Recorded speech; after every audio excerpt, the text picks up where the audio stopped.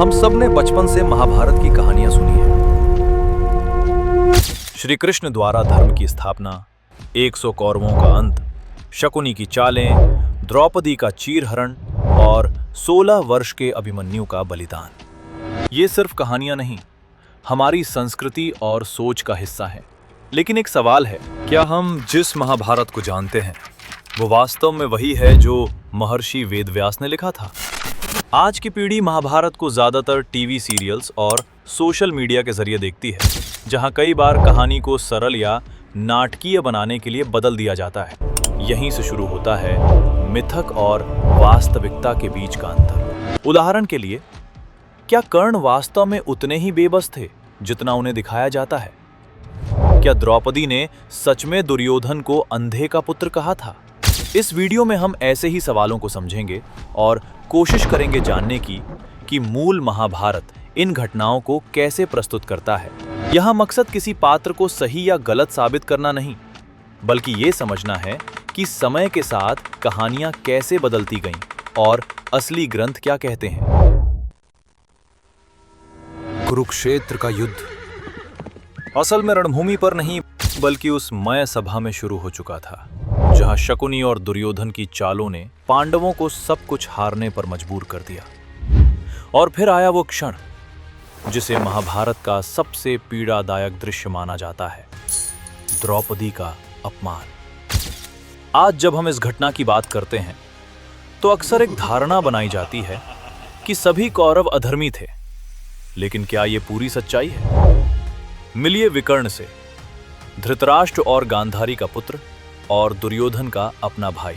जब भरी सभा में पितामह भीष्म, गुरु द्रोण और स्वयं धृतराष्ट्र मौन थे, यहां तक कि जब पांचों पांडव भी विवश थे, तब उसी सभा में एक आवाज उठी जो अधर्म के खिलाफ थी, विकर्ण की आवाज। सभा पर्व में वर्णन मिलता है कि जब दुर्योधन और दुशासन ने द्रौपदी का चीरहरण करने का प्रयास किया, तब विकर्ण ने उस अन्याय का विरोध किया था। कई उल्लेखों में यह भी कहा जाता है कि विकर्ण ने दुर्योधन को रोकने के लिए बल का भी प्रयोग किया। फिर भी आज की कहानियों में उसे या तो नजरअंदाज कर दिया जाता है या बस एक मामूली पात्र बनाकर छोड़ दिया जाता है। यही है मिथक और वास्तविकता का फर्क, जहां 100 कौरवों को एक ही रंग में रंग दिया गया, लेकिन सच्चाई उससे कहीं ज्यादा जटिल थी। अभिमन्यु, महाभारत का वो योद्धा जिसकी कहानी साहस के साथ साथ एक त्रासदी भी है। कहा जाता है कि उसने चक्रव्यूह भेदने की कला अपनी माता के गर्भ में ही सुन ली थी, लेकिन वो उसे पूरा भेदना नहीं सीख पाया। यहीं से शुरू होती है इस कहानी की असली सच्चाई।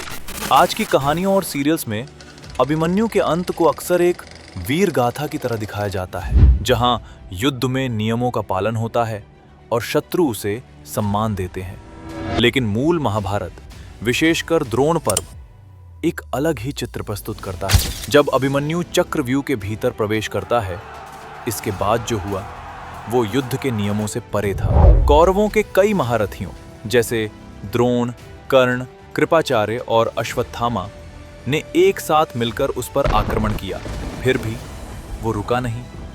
जब उसके पास कोई शस्त्र नहीं बचा तो उसने रथ का पहिया उठाया और आखिरी क्षण तक युद्ध करता रहा। ये सिर्फ एक वीर गाथा नहीं थी, ये एक ऐसी घटना थी जहां एक युवा योद्धा ने अधूरी शिक्षा के बावजूद असंभव परिस्थितियों में भी हार मानने से इनकार कर दिया।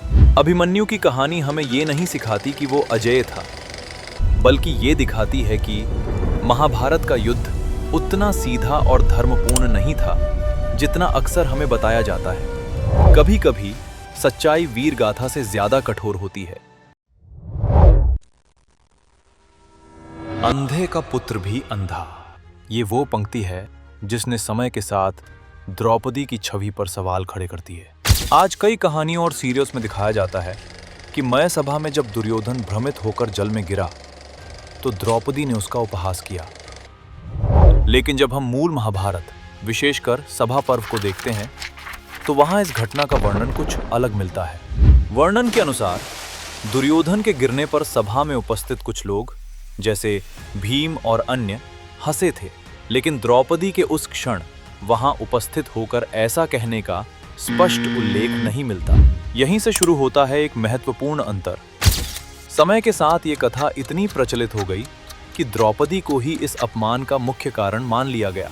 हालांकि मूल ग्रंथों में इसका स्पष्ट वर्णन नहीं मिलता, लेकिन कई लोक कथाओं और बाद की व्याख्याओं में ये कहा जाता है कि दुर्योधन ने हस्तिनापुर लौटकर इस घटना को धृतराष्ट्र के सामने और अधिक अपमानजनक रूप में प्रस्तुत किया, जिससे उनके मन में पांडवों के प्रति क्रोध और भड़क उठा, और धीरे धीरे यही अपमान द्यूत क्रीड़ा की नींव बन गया। अगर एक पल के लिए मान भी लिया जाए कि द्रौपदी ने उपहास किया था, तो क्या उसका उत्तर भरी सभा में एक स्त्री के अपमान से दिया जाना उचित था? सूर्यपुत्र कर्ण, महाभारत का शायद सबसे विवादित पात्र। एक ऐसा योद्धा जिसे कुछ लोग दानवीर और महानायक मानते हैं, तो कुछ लोग उसे अधर्म का साथी कहते हैं। और शायद यही कारण है कि कर्ण को समझना इतना कठिन है। आज की कहानियों और टीवी सीरियल्स में कर्ण को अक्सर एक ऐसे नायक की तरह दिखाया जाता है जो हर परिस्थिति का शिकार था और जिसने हमेशा धर्म का साथ देने की कोशिश की। लेकिन जब हम मूल महाभारत के विभिन्न प्रसंगों को देखते हैं तो चित्र थोड़ा अधिक जटिल दिखाई देता है।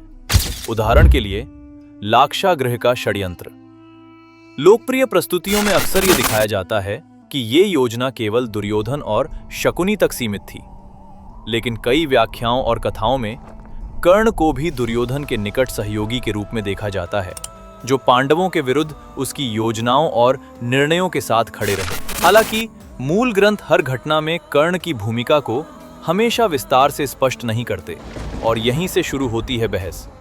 क्या कर्ण सिर्फ परिस्थितियों के शिकार थे, या फिर उन्होंने मित्रता और अपमान की भावना में कुछ ऐसे निर्णय लिए जिन्होंने उन्हें अधर्म के और करीब ला दिया? शायद कर्ण की सबसे बड़ी त्रासदी यही थी कि वह एक महान योद्धा होने के बावजूद गलत पक्ष के साथ खड़े दिखाई दिए, और यही महाभारत की जटिलता है, जहां पात्र पूरी तरह देवता भी नहीं है और पूरी तरह खलनायक भी नहीं है। आपके अनुसार कर्ण की सबसे बड़ी पहचान क्या थी? उनकी दानवीरता या उनके निर्णय? महाभारत सिर्फ एक युद्ध की कहानी नहीं है। ये निर्णयों, अहंकार, मित्रता, प्रतिशोध और धर्म की जटिलताओं का ग्रंथ है, और शायद यही कारण है कि हजारों वर्षों बाद भी इसके पात्रों और घटनाओं पर बहस आज तक जारी है।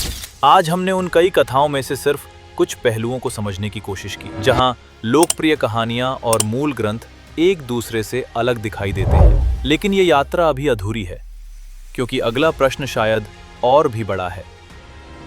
क्या शकुनी वास्तव में दुर्योधन का शुभचिंतक था, या फिर उसके पीछे कोई और उद्देश्य छिपा था? अगले भाग में हम बात करेंगे शकुनी के पासों, गांधार के इतिहास और उन कथाओं की जिन्होंने उसे महाभारत का सबसे रहस्यमयी पात्र बना दिया। अगर आप इस श्रृंखला का अगला भाग देखना चाहते हैं तो जुड़े रहिए। जय श्री कृष्ण।